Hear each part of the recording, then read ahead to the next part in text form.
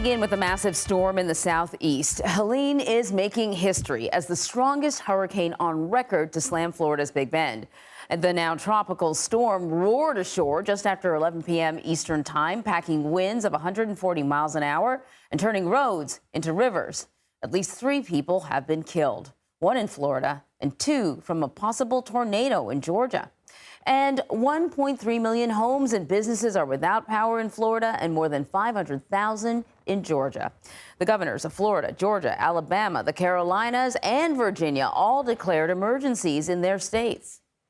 Just understand that storm is not done, and it's very, very hazardous to go out for there, especially with how fast this storm is moving. You're going to be putting yourself in jeopardy. CBS News correspondent Jason Allen is driving near Perry, Florida. That's sort of south of Tallahassee, I think, surveying the damage. Jason, just how are conditions where you are right now? Yeah, good morning, Anne Marie. We have been making the drive from Crawfordville this morning east toward Perry. I'm going to give you a look out the front so you can see what we're seeing right now. This is very representative of what we have seen a lot on the road. And we're just going to stop right now because there's this convoy of vehicles. It looks like power trucks, power crews.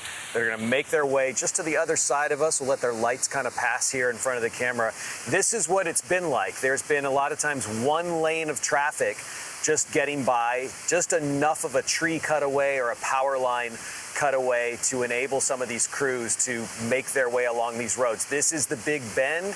This is where the storm came ashore, and there has been tremendous damage just up ahead of us in the Perry area overnight where this storm hit. There have been buildings there that have been destroyed. There's been metal siding that has been ripped off of a lot of buildings. There's been debris filling the streets. The sheriff's office there this morning has been telling people again not to go out on the roads unless they absolutely have to, because there is just so many trees and so many power lines that are down. The crews that we have seen out there, for the most part, they have been public safety. They have been power line crews. They have been crews maybe that were swift water rescue if they need to get into any of the flooded areas.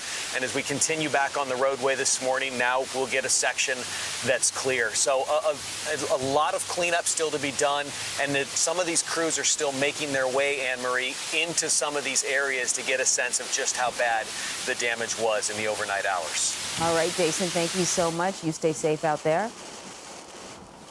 Well, Helene is now tearing through Georgia after making landfall in Florida overnight. Strong winds and heavy rains are pounding the Atlanta metro area, and that is where our Dave Malkoff is standing by with an update on the storm. Dave, good morning. Hi, Anne Marie. This is Atlanta in the north part of Georgia, and look at how high the water is here. We could expect another 3 to 5 inches of rain coming down as Helene moves over us. This apartment complex is completely underwater. In fact, Marcus and his wife Nastasha and their 3-month-old baby, they live way back there.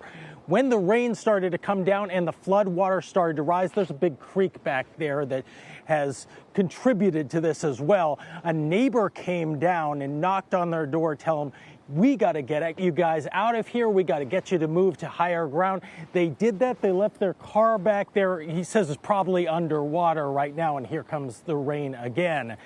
But this shows you how widespread the damage of this hurricane is. As it comes over land, it loses the power of the water, and there's a lightning flash right there. It loses the power that sucks up from the water, but it still has the intensity and the power and the forward-moving speed to do all of this, Anne Marie.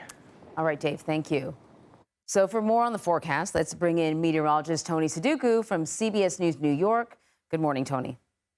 Good morning. A rough morning for parts of the southeast as they deal with the impacts of Helene making landfall as a Category 4 hurricane near Perry, Florida, now downgraded to a tropical storm. You get an idea of some of the top wind gusts reported. Perry closing in on 100 miles per hour, and other sites too, like Douglas, Georgia, over 90 miles per hour.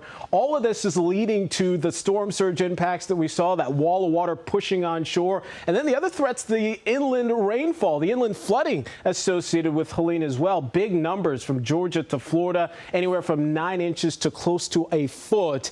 And remember, we're not done. The storm right now just expansive, stretching from Atlanta to D.C., back out to Cincinnati and areas to the west as well. We'll continue to watch the storm as it weakens over parts of the Ohio Valley. As it moves through the Appalachians, we expect a high wind warning that takes us through today. Cincinnati to Indianapolis, you're in that too. Wind advisories are much more expansive. That includes Raleigh to Memphis, St. Louis too. And of course, the rain continues. Flood watches are posted. That'll continue today as well for parts of Roanoke to Atlanta.